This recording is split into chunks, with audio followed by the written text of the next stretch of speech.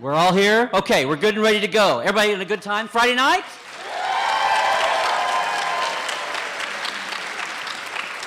Don't want to take any longer. Let's bring out two of the lovely ladies from Star Trek: The Next Generation.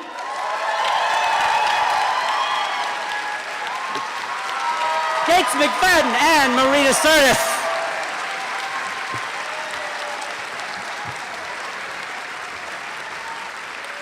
It's as it is.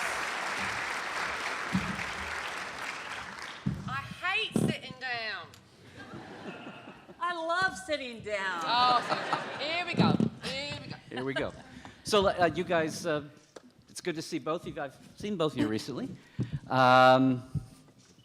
We just want to get right to the questions, don't we? What's everybody? Take a couple of minutes and say what you've been up to or what's been fun, and then let's hit the line. Just opened a show I directed last night, and we just got our first review, and it was a rave, which is awesome. Yeah. Yeah, it's a very okay. Get this for a title. I mean, how many of these do you see? It's called The Fisherman's Wife, and the subtitle is A Sex Farce with Sea Creatures. I mean, you know what I mean? Like, it's a no-brainer. But it's very, very funny by this playwright named Steve Yockey, who's got a lot of plays going on all over. And I'm artistic director of a 3-theater venue, the theater that I built with the company, Ensemble Studio Theater Los Angeles, and we've had a really big season. We have basically at the theater 5 shows that are playing in rep. And we've opened 3 of them now, and they all 3 so far have gotten really, really good reviews. And the first 2 were about the war and the cost of war. One was set in Ireland, called The Belle of Belfast, which was a beautiful love story as well, in a way. And then the other one was called Rabbit, Year of the Rabbit, which was quite a haunting and beautiful play about sort of went from Vietnam to Afghanistan, and it was very wonderful written. They're all new plays. That's what we do, is new theater. So I've been busy. It's been good, and we just won a grant today. So we were recognized. Yeah. So far it's been a really good day. All right. What have I been doing? I've been watching a lot of soccer and football. And yes, I like American football too now. Go Jets, sorry. It's only because we don't have a football team in Los Angeles. When we get one, I'll support them. But right now, I'm a big Mark Sanchez, Tim Tebow fan. So this is going down like a cup of hot stick in Texas, yes. Now, the best thing was my American husband said to me last week when we were watching the Texans, "Who are the Texans?" he said. He said, "I know football. I've never heard of a team called the Texans." And I said, "Honey, I think they used to be the Oilers." And he went, "Oh, right, okay." Now, so this is how pathetic he is, because his English wife knows more about football than he does. But no, I have a couple of movies that are kind of in that development stage, which means they may happen, they may never happen. So, but as you know, you'll find out about them if they do happen. So just keep your fingers crossed. And that's it. That's good. You want to hit the mic? Let's hit the mic. Let's hit the mic. Let's hit the mic. We've got a microphone here, guys. Is anybody coming to LA in the next week? No? Maybe? Come to the Getty Villa. I'm playing in 3 plays that are at the Getty Villa, and one of the parts is Clytemnestra, but they're new plays. They're not the old Clytemnestra, but they're interesting. If you're at the Getty Villa is a gorgeous place to visit. It is really cool if you've never been. The one in Malibu? Yeah. It's really cool. And so anyway, if you come, let me know. Very cool. Very cool. Oh, come on, guys. No one's got questions? We've got a mic right here. Come on. There we go. Okay. So all the characters of the Next Generation, do y'all keep in contact at all with each other? Are y'all like still close friends or anything after working on the show for so long? Yes. No, we are actually, I have to say, I'm going to diss the other shows while I'm here because TNG was the best of all of them.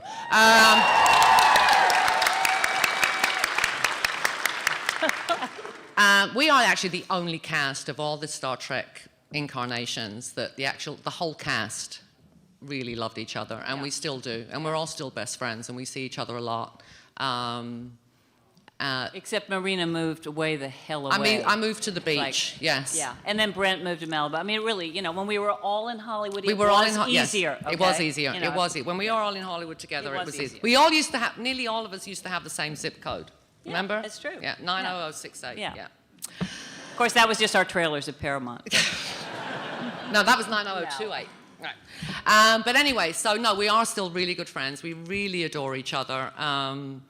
And yes, I mean, in the other casts, you've got groups of people, like, you know, the Voyager boys get together sometimes, and, you know, there are certain pockets of... I like to get together with the Voyager boys.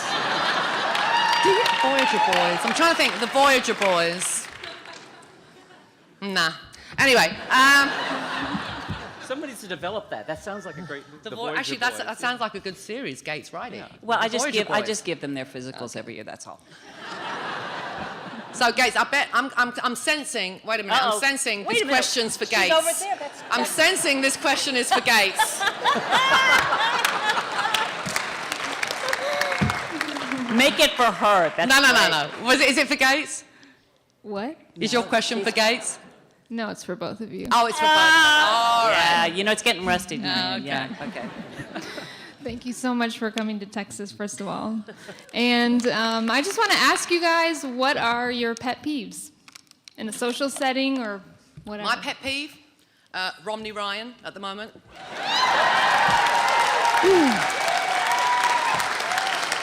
Yeah, that's a pretty good pet peeve. I'm surprised, actually, because, you know, when I was in Atlanta and LeVar told me off for getting political in Atlanta, Georgia, and I was like, if there's one place I need to get political, it's in Atlanta, Georgia.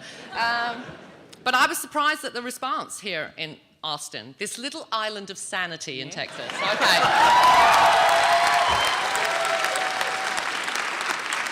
I'm wearing... I know it doesn't match, but I'm wearing my Women for Obama pin because, you know, we're going to have no rights if Mitt Romney wins. You can't actually read where it says women because my dog chewed the corner, but anyway. My dog? No, he's not. Go flying off the balcony if he is.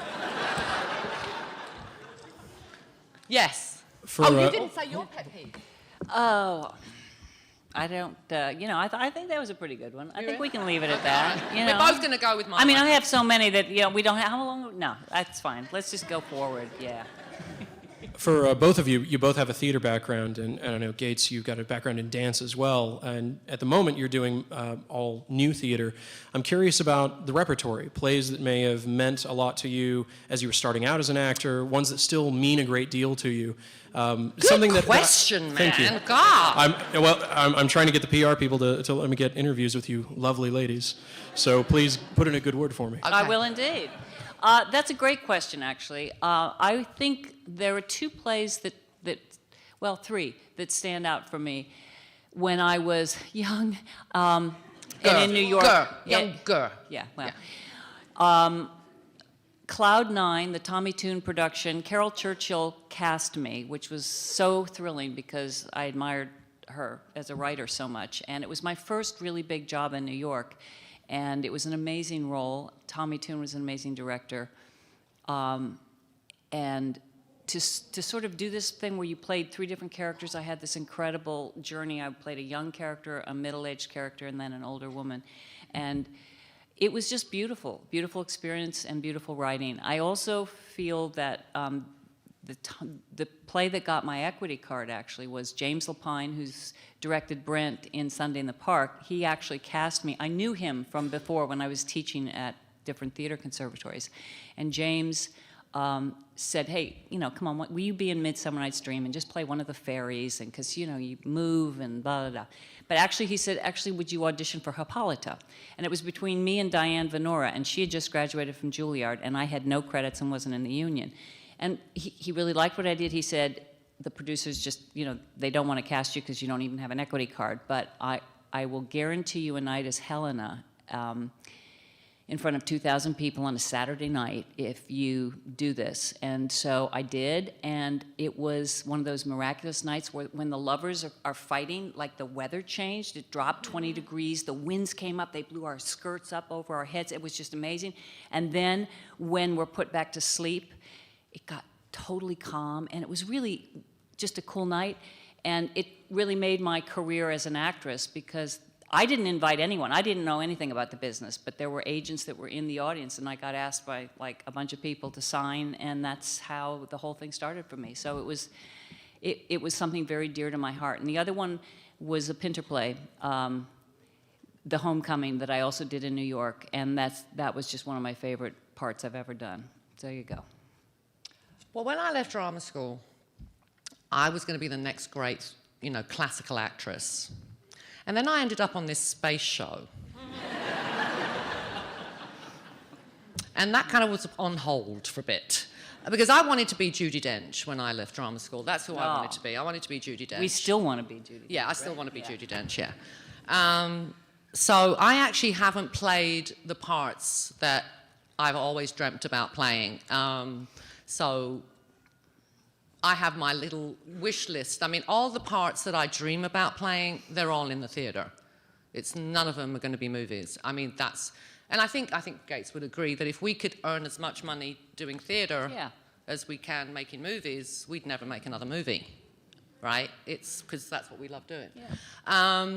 But no, there are parts. I mean, some of the parts I'm too old to play now. So I'm never going to play Juliet. Find you that part. I'm never going to play Juliet. I'm never going to play, one of the lovers in Midsummer. But I would like to play Medea. I would like to play Clytemnestra. I would like to, the Greek ones. Obviously, the Greek tragedies appeal to me greatly. But no, also, I'd like to play. I'm a bit old in the tooth, but I would like to play Nora in Doll's House, or I would like to play Hedda. Again, a little old, but I could pull it off, I think. I mean, when I was 40, I played a 28-year-old on stage, and I used to try to make the line funny, because I would say, I'm 28, ha, ha, ha, ha. And the director said, why are you doing that? On stage, you look young. I went, oh, great. So I think I could knock a few years off on stage, but no, my heart is in the theatre. And unfortunately, Gates is one of the few companies that have any modicum of respect in Los Angeles. There's actually, I think that was true when we were doing Star Trek. There actually is quite an amazing group. There's so many New York actors that come out. And there really are some phenomenal theaters now. I was blown away, really, when I started to get involved with it. All the people I knew in New York are all doing the theaters in LA now. But you don't get paid. You don't get paid much, that's for sure. But you do get, it does lead to other work. It does lead to other work. You get your gas money. No, listen, one of my actors just got a big gig on TV because they saw him. Yeah, but you didn't get paid for working in your theatre. No, you get paid, but not, not enough even for gas. But I give a lot of autographed pictures to people who never have seen Star Trek, who go, what is this? I don't even know what that is. Oh, those autographed pictures, yes. Well, we're going to get Marina in there sometime. We've got to find the right part, Don't hold your breath, Gates. We will. All right. So, no, not don't hold your breath. It's finding a part for, an obnoxious, loudmouth English Greek woman. Those new playwrights. Yeah. Yes. Hello. I write a feminist column for a UT paper, and I wanted to ask you guys, as obviously kind of pioneers of women's roles in geek culture, how that climate has kind of changed over the course of time and what you see as the current attitude toward women in geek culture particularly. Well, geek culture is different because I think geek culture is pretty equal. I think, if you're a geek, it doesn't matter if you're male or female or animal, fauna, flora, whatever you are, But I think in regular culture, I have to say, I'm a feminist, and Gates and I are of the generation that feminism was invented. So I actually now feel quite disheartened at what is happening. As far as especially young women are concerned, when I see a lot of young women, and when, like, especially in Los Angeles, and maybe it's just Los Angeles, I'm hoping it's just Los Angeles, and you ask young women, you know, what do you want to be when you grow up? And they say, I want to be famous. I want to be on a reality show. I want to be famous. I'm like, if you go to Oprah school in Africa, not one girl is going to say, I want to be famous. They're going to say, I want to be an engineer, I want to be a doctor, I want to be a lawyer. And and we seem to be going backwards now, where it's becoming all about how you look again and not about who you are. And as an older woman who lived through the 60s and the 70s and the burnings of the bras and all that stuff, I'm actually quite discouraged at the direction that our younger girls are going in. I want to disagree with that. Okay. Because actually, I've taught for 40 years. And I've taught people who are anywhere from 18 to, 30, I guess. And, but mainly 18 to 22-year-olds. And I actually feel really excited. I think it's totally pockets. It's our culture. I don't think, you could ask as many guys and they want to be on a reality show as women. I think just in general, I think we're getting pretty savvy that we know that everything is photoshopped and all of this and that. Everyone does it themselves on their own Photoshop. I think we've gotten to the point where it's a bit like the gladiators watching reality show. That's something that has more to do with our culture, I think, than women. I think, yes, as the young girls are pushed to, wear bras when they're 8 and do all kinds of stuff like that. Yes, that's true. And I'm very concerned about things like abortion rights and things that people, and equal pay. I think that's really, really important, and we have not made enough progress.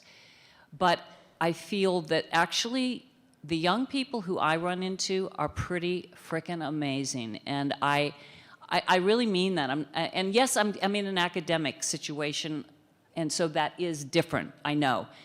But those people are going to be our leaders, and I really feel that they can do so many more things than I could at that age. I mean, they're making their own films, they're acting, they're knowing how to do Photoshop and doing this, they're setting up websites.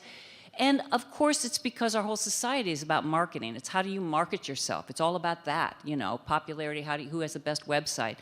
But hopefully, it's we're in this transition. I do believe that there's a lot of tremendous creativity and a lot of caring, and people are getting more. I mean, I have a son who's 21, and when he went to school, yeah, it's a mixture of things, just like life is a mixture, but he was learning about the environment, for example, in ways that I never did growing up, and he's very conscious of it. He's actually conscious. He learned, he's watched all those cooking shows, and he's actually a frickin' amazing cook, I mean, he'll do placement on a plate, and that's not his, choice of work, but that's just what he likes to do. So I'm like, wow, that's like kind of cool, My brother didn't know how to do stuff like that or didn't want to.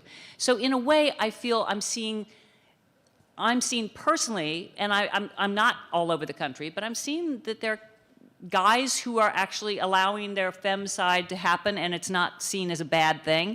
And there's girls who are seeing a tougher side, and that's not seen as a bad thing. And, a lot of, like my students in the theater, I mean, they always looked like hell, all of them, because they were so damn tired. But I think that we all have to be cognizant that we might lose some of these privileges if we don't vote correctly. And I'm certainly an Obama supporter, and I'm very concerned about equal pay and that we all have to learn how to give back a little bit more. I think we are, as a society, not just women, we need to go deeper. We need to actually deal with ourselves a little bit more and think about what we can give back instead of what can we take or get. But, It's John Kennedy, Yeah. It's what John Kennedy said. It's not what you can do, not what the country can do for you, it's what you can do for your country, right? Yeah. And that seems to have been forgotten. Yes? Thank you. I'd like to show my appreciation to you for your good role model for children, for girls especially, and for women. When you were talking about Greek plays, have you ever thought about Ms. McFadden producing Lysistrata? Please correct my pronunciation, but that's right. I think it's more important for a current audience around This the is a world. very smart audience, guys. Yeah, it is. It's good. Well, they have a great university. Very down. smart I know. audience. We're very impressed with you. Well, the thing is, we do new plays, but we do new adaptations. We're open if somebody's doing a new treatment of it. And there have been some new plays that have dealt with the same themes. That happens a lot. You get Greek themes. In fact, one of the plays we were doing, the Belfast play, was he was actually basing it on a structure that you find in Greek theater, which was very tough, actually, because all the main action seemed to happen off stage, which is what happens in Greek plays. theater, yeah. And it was tricky. He was like, that was his challenge. Does this work for an audience today? And it was tough, but people loved it because they were very moved by the story. Yeah, no, I know that's a great one. I think it's been done several times, and write the play, send it to me. I'd love to read it. And Yeah. she will read it, Yeah. I promise Will you. you be in it, please? Will I be in it? Well, We'll get, yeah. if she'll pay me more than my gas fare money, yeah, maybe. I'll pay for your gas. Thank you. I'm joking, Gates. I know. I have a question about for Gates. What was it like working with Dwight Schultz? Excuse me, she didn't work with Dwight Yes, Schultz. I did. worked with Dwight Schultz. Oh, I beg your I work with him more. Why are you asking her? I mean, Excuse me. And we're do you remember not I was the one- competitive. I was the one he was in love with. And you're asking her? Really? Which Star Trek have you been watching? That is a riot. Gates. Tell us, what was it like working I'll with just Dwight kind of Schultz? pretend. So anyway, maybe you're talking about Genesis, where Yes, where I I am. directed him as a spider, and he was amazing, amazing. He was so game for doing this horrible costume makeup that took forever. Excuse It me. did for everybody. Your iguana was, I was an amphibian. I know. And he was great. And we wanted to do the shot having him drop down. That would have been so scary and wonderful because we could have, have him come out as a spider on the top, and he was game, but they wouldn't let us because we were running behind. And so he had to pop up this way, which was like, that was lame. But he looked creepy good, didn't he? Yeah. oh yes. Yeah, I was an amphibian and I was wet Yeah, I noticed that. most of the time. Yeah, I have a question for Marina about Demona. Oh, thank you. Yes. How did you get into that role exactly? I auditioned. I actually auditioned. And actually, I originally auditioned for Alyssa, the part of the female police person. And after I read the copy, they said, there's another part that we think you'd be more right for, but we don't have the copy with us today. Would you come back tomorrow? And they gave me Demona. And when I got the job and we'd started recording, I actually asked Greg and Jamie, the director and producer, I'd actually asked them, now, who else did you read for this part? And they said, well, we had you in first, and then once we heard you, that was it. You were just so evil, we didn't think we'd find anyone as evil. Which I decided to take as a compliment. But yeah, it was kind of weird. But then it ended up with so many of us in it over the weeks. It was really fun. I don't know if you know how animation works, but these days, usually what happens is you go into a booth on your own and you record your dialogue. And it's really boring, in my opinion. But for Gargoyles, they actually did it like a radio play, and we were all in the room together. And it was so much fun because we laughed and, you could actually act with somebody, and it was much better. I don't know why they do this single thing now, because it's like the opposite of what acting is. Because you're not. Well, they do it because they want it so clean, I think. Yeah, they do. I don't know why they do it. It doesn't make sense to me, which is why I don't do a lot of voice acting. And I have one more question about voice acting. What was it like working with Seth MacFarlane? Did I work with Seth MacFarlane? Oh yeah, on Family Guy. Young Family Guy. Did you go in on your own for that? What do you mean? For Family Guy? What do you mean, did I go in on my own? We went in on, each one of us went in individually for that, didn't Yeah. we? Yeah, it was boring. Yeah. Yeah. No, it was so. Are you kidding? I had a totally rad time. I mean, played pinball with them. I mean, it was What did really you play amazing. pinball with them? I did. The day I came in, we had a blast. We sat around in their green room. They have, it's like what you heard about that Spielberg has. It was like this playroom is their studio, and there's like all these games and everything, and they had one of the guys there, I sold my pinball machine to him. He was like over the moon. And So she was actually, working the room. No. But anyway, and then I went back, I came back later for another reading of this new one that they were doing that was really fun. And Which had you all back together? well, No, we were weren't. We separate. went in separate. But they just are hilarious. And when I was there, just as an observer, when Seth was reading a new script, he does so many parts, you guys. Yes, he I does. know. Yeah. He is amazing. Yeah. And of all the people, he's just like changing characters. He's so brilliant. It's amazing. Is it Seth that does the Cleveland show as well? Yes. Okay, so I've worked with him Yeah, twice. yeah. And I am so effing old, honestly. I can't remember anything. But no, I did a thing called the Cleveland show as well. They wanted a Greek prostitute. It was me and Ariana Huffington. Oh, that's funny. That's funny. But that was fun. But we did a table read. That's That why. was funny. That was why it was fun, because we actually did a table read and you got to meet everybody. I have a question. You got a lot of questions, Yeah, this man. is my last one. Okay. Okay. All right. That's what he said. Yeah. I really feel sorry for Denise Crosby. She got killed in series 1 and she got killed again in the Family Guy episode. You know why? Why? We like killing Denise. Disagree again. I love Denise. We love Denise, but we just like killing her a lot. No. And But she also did a Oh, here we go. fantastic part. I directed her last year and in a play called House of Gold. And we got a lot of nominations for the play in something that's going to be happening on November 12th. Did Very she excited. die in it?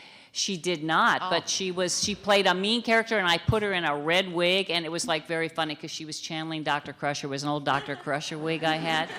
But she's kept great. your Dr. Crusher They wig? gave them to me. They said that they're not going to fit. I have like a huge head, so they said they're not going to fit anyone else. Fit all those brains inside. I know. I have a All very those small brains, head. yeah. Go ahead. Cotton wool. Well, thank you so much for being here and honoring the 25th anniversary with all of us. It's really great. So I wanted to ask you, what in your role in Star Trek was really important to you as feminists and as strong women to take from, you're reading your lines and everything, but what was important for you to bring of yourselves as those roles, as, women in 400 years? What did you want to see come out in Star Trek?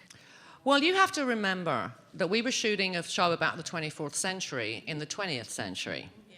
So you have to bear that in mind, right? So my thing was, because to be honest, I don't know about Gates's experience with the producers, but I never got an acting note, ever. I would get a call from the producer. Did you change your lipstick? Have you done something different with your hair? Right. So for the boys in the office, it was all about how I looked. And I knew that from the get-go. So being as I am, very women's libby, as we used to call it in my day, I wanted to portray that you could be an attractive woman and still be a strong person. That usually when women are strong, outspoken, whatever, on TV and film, they're usually witches with a B, right? So for me, it was really important that there was someone in a position of power and authority and obviously respect who also cared about her appearance, because that is me. That's me. I care about my appearance, but I also care more about society and politics and the world. So I don't think the two are exclusive. And that's what I wanted to show. I just basically wanted to look good. No, you didn't. No, she didn't. Don't And listen to her. it was like, I She had used as to many come- wigs as I could. And actually, as most of you probably know, I got let go because I was a feminist. So the second season, I wasn't there because I disagreed with the writer. I felt that he was writing the character of Crusher I had said to him, I said, hey, can we just talk about why is it that if I've raised this kid on my own, and he might be obnoxious about it, but he has saved the ship about 6 times in a row.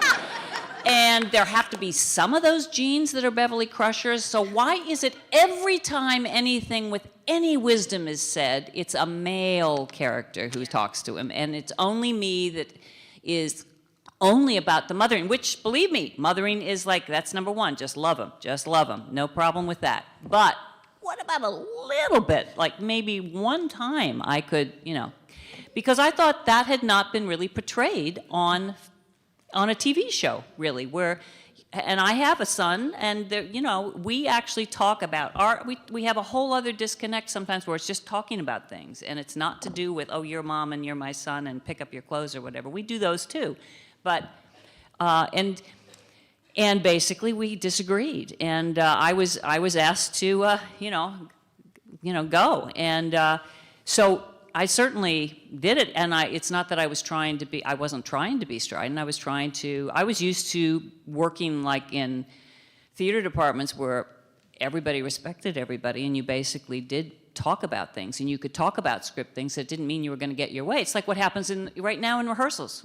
I can be directing something, and I can have 4 actors saying completely different things, really arguing about it, and I don't take it personally. It's like they're arguing for their character. I mean, that's makes sense to me, But anyway, so yeah. But I did really just want to look good, but it didn't work out. That's what I meant about doing a 24th century show in the 20th century, kind of in a nutshell. Did that change and get better when Jerry Taylor came in and she Yes. tried to write you guys?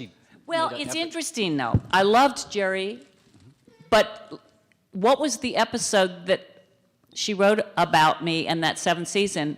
It turns out the family of Beverly Crusher, we've all been in love with a lamp. I'm like, whoa. Like, where did that work in with Jack Crusher? It's like, honey, let me just go turn on the light and read for a while. I'll be back, I don't remember this. It was so much fun to be out of my uniform, don't get me wrong. It was really, yeah, he was inside the lamp. He was like inside the lamp, and I was like reading this. I was reading this going, this woman became a doctor and she's been in love with a lamp? I mean, what? You made out with the lamp essence. I did. Very and I made out with a lot of weird essences. I was. Let's talk about this for a minute. I was 7 months pregnant, was 8 months pregnant. When you were pregnant? No, that was the other one that I got to have. So I'm in love with this thing that I take out of the Trill thing. And I'm big as a house. I mean, they'd been putting me behind Mack trucks when they were shooting things. And it's like, finally, Beverly gets an episode that's romantic, and I'm 8 months pregnant. I mean, I'm like, great, okay. And the actor, who I know, actually, he looked at me, he said, are you fucking kidding me? He was like, yeah, we're not going to do too many make-out scenes, so anyway. I don't remember the lamp. I'll tell you, I'll introduce you sometime. You'll love him. It was like Sub Rosa. It was Sub Rosa. I wasn't in that one very much, was I? Yeah. No. I definitely remember that episode. Let's try to get some more. I apologize. I came up with a very light question, but after her question, I just have to use this moment to tell you how much your characters mean to me. Oh. And I know a lot of us, and I feel so silly, but since I'm here, I may never get that opportunity again. Thank you so much. Bless your heart. Thank you. But my light question is, obviously I'm here, I can't speak for everyone because Star Trek is something that just makes me happy, excited, all these things, I geek out about it. And so I was wondering for the two of you, what do you geek out about?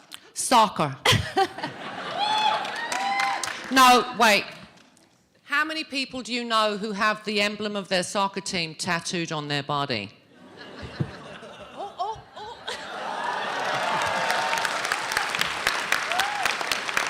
I swear, I know exactly how you get when you meet me, because I get like that around footballers, what we call footballers in England, right? Because I go stupid. I do. But I actually I was at a convention in England, and everyone knows in fandom, in Star Trekdom, that I'm a big football fan. And they said, the promoters came up and they said, Marina, we got some footballers coming. And I went, what? And they were like, I said, who's coming? Who's coming? And they went, oh, Martin Peters. Martin Peters is coming. So tell me when he gets here. So about an hour later, someone came, Martin Peters is here. And I went, okay. I had like 300 people standing in front of me. I'll be right back. And I did. I went, I pushed in. I have to say, I cut in the line because he had quite a long line too. But I was like, oh my God. Could I have a picture of Martin in his Spurs kit, please? And they gave me the picture. Martin, could you sign that to Marina? And he was like, hi. And I went, I used to be one of the girls that used to hang around the gates of the ground. And he looked up at me and he went, oh, I think I would have remembered you. I mean, I look different then. Because I was a very ugly child. So anyway, so I totally get it. I totally freak out about football. I'm already getting nervous about the game on Sunday. That's how fanatical I am. So that's what I geek out about. Gates. Yikes. All right, I'll show you my tattoo.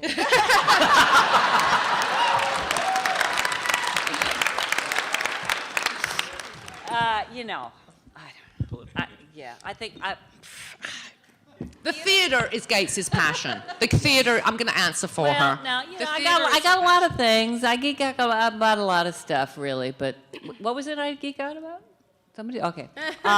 Yeah, I don't know. You know, what it is I've had 3.5 hours sleep. So when you ask me a question that I actually have to think too hard about, I come up with like 0. Okay? That's just where She'll answer tomorrow. I'll answer tomorrow, promise. Go. Yeah. All right. Hey. So as an actress, personally, I've been working in dramatic plays for like X amount of years. And I personally want to ask both of you, this is a two-part question, sorry. How do I break into, because I just got a role as a comedic actor, how do I break into that? What should I... Comedy into comedy? Comedy, from drama, from 10 years You're of asking the wrong person here. You're a calm Actually, person. Once you get pigeonholed, do you know how hard it is for me to be even seen for a comedy? That's my problem. I've been doing drama for X amount of years, and someone thought I was funny, and I have no idea why. Yeah. All you have to, look, go get your friends that you went to drama school with. Get one of the people who was in a film department in Austin. Get, you know, what you guys can make your own stuff now. Do you know how amazing that is? I mean, you have access to using these little phone cameras. It's fascinating. It's interesting. You can do something funny and put it on YouTube. You know how cool that is? I mean, you know, I geek out on, I'm on YouTube whenever I can because, I mean, it's such a world out there. It's unbelievable, right? And it's just fascinating. You can do something and you just start to do your own stuff. Again, look for something. Don't wait for someone to come up and say, hey, I want you to play this fabulous, brilliant comedy part. It's just, you know, start to write stuff about what's funny in your life, what's funny to you, and just start, you know, I don't know. Yeah, I play like more of a physical theater, like Puritan role over in California. So find theater companies that do a lot of that. Actors Gang, the Tim Robbins group in LA does a lot of that kind of physical comedy. And it's, you know, it's out there. You got it, but you really have to want it. You really have to do it because it ain't going to come easy and it's not going to, you know. No one gets discovered in Schwab's drugstore anymore. Yeah. Doesn't happen. That's true. You can't even find the drugstore. As women... Well, the drugstore's not there anymore. That's another reason. But anyway. It was a joke. As women who entered this Star Trek, which was primarily on, all focused on male-generated roles, how did you guys come to cement your actual characters? The thing that I've told, that this is an old story now, but when I came to audition, it was just sort of flying by. I was ready to go back to New York because I was doing something there. And there were 3 parts on the table. They had not yet seen any women yet. My agent happened to be a fanatical Star Trek fan. I did not know the first series. So she was like, you have got to, if anything you do, go up for this. You know, it's going to be huge. And I'm like, yeah, okay. And walked in, and there were the 3 parts. And I said, which one, you know, did you want to see me for? They said, just pick a part. I said, which one's the funniest? And that is the truth. I said, which one's the funniest? And she said, well, Beverly Crusher has a very funny scene here. It was the only funny scene in 7 years. Okay? So, you know what I'm saying? Like, a little bit of a bait and switch there. But, you know, just, you know, go for it. Sweet. Thank you. Okay. And then this is going to be our last question. Sorry. Yeah. First and foremost, I want to say thank you for creating two iconic characters that we have grown to love over the years. They're Thank awesome you. characters, and they've given us girls, something to look up to in the sci-fi verse, where it's filled with a lot of men. So thank you so much for that. Bless your heart. Thank you. You're welcome. Secondly, to you, Marina, thank you for teaching us how to eat chocolate the correct way. Because it is Okay, a serious I have to thing. give you a little secret. I only like dark chocolate.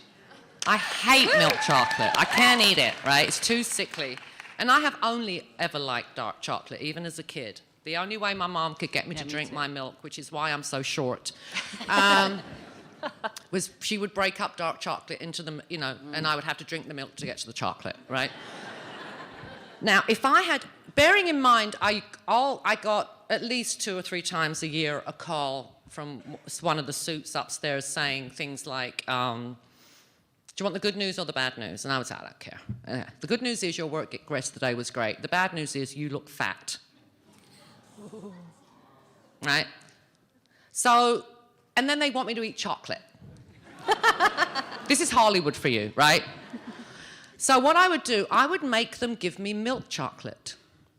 And as soon as the scene was over, I would spit it into a bucket at my feet. You're looking at me like that's too much information. Okay, sorry. But that was the only way I could do it and fit into the spandex spacesuit. But no, I mean, the time I had to eat the chocolate ice cream, by the time I ate it, it was chocolate soup.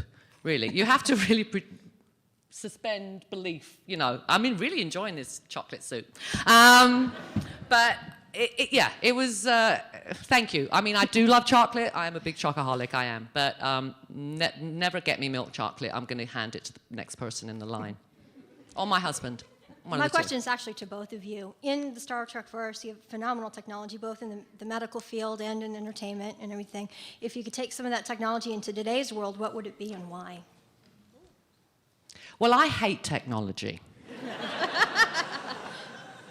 I'm the opposite of Gates. I have never been to YouTube. I have never been to Facebook. I hate the whole internet thing. I'm sorry. Neither one of you Twitter. I don't. I did Twitter for a while. One tweet a day, and it was always political. So no one wanted to hear my opinions. But I actually don't like. I have a theory that it's a government plot. Me and Richard Belzer. It's a government plot to isolate us in our homes, because in the 50 years' time, no one will leave their house. And my opinion is that unless you actually get out on the streets and protest, nothing changes. I know you can hear about the demonstration on social media, but you actually have to get your ass out there on the street to protest. And in 50 years, no one is going to leave their house, and the government's going to do whatever the hell it wants. That's my opinion. And that's why I hate technology, because I think I'm not on Facebook, although someone put me on Facebook. And, but since I've been doing the theater, I've actually finally been convinced that it's a very, very important marketing tool, and you actually do need marketing tools. And you actually can, because I find everyone's overly busy, we're overwired, we have very little true communication, but we have a lot of just stuff. I basically, truly, I get 600 emails a day, and I was getting a neck ache from having to deal with it. So I find it's a burden, and I also see what's wonderful about it. If I could pick one thing from, to be able to Skype, for example, if you have a child that's far away, it changes your life. When I went to study theater in Paris, when I was like 20, it was one of the most thrilling times of my life, and also one of the most deeply lonely times, because we couldn't afford a phone call. I was like lucky if I got a $10 phone call that you had to go to the post office for, and you spoke for 3 minutes. If I got that once every 3 months, that was really something. I couldn't afford to have a phone in my apartment. You basically would make plans with friends, and if someone didn't show up, you didn't know what the hell, why. They could be dead on the street. It was quite a different thing, and so it was all letter writing. And I do miss that I've talked about this with my son. I finally talked him into writing a letter to his girlfriend once. And I said, you should try it because you think more when you're writing it by hand. Doing emails, it's different. But when you actually are crafting a letter, it means something, and there's something tangible to hold. The way I used to just here's a letter, and you just keep it and you reread it. You feel their handprint on it.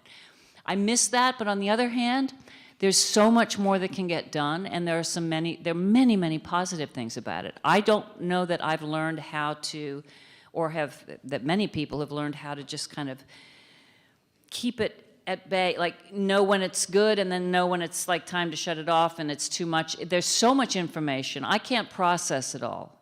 And I am happiest when I'm just doing one thing, be it reading a book, cooking, I don't care if it's petting the cat, having a conversation, out, working in rehearsals. I'm over the moon when you're just doing the work or you're engaged.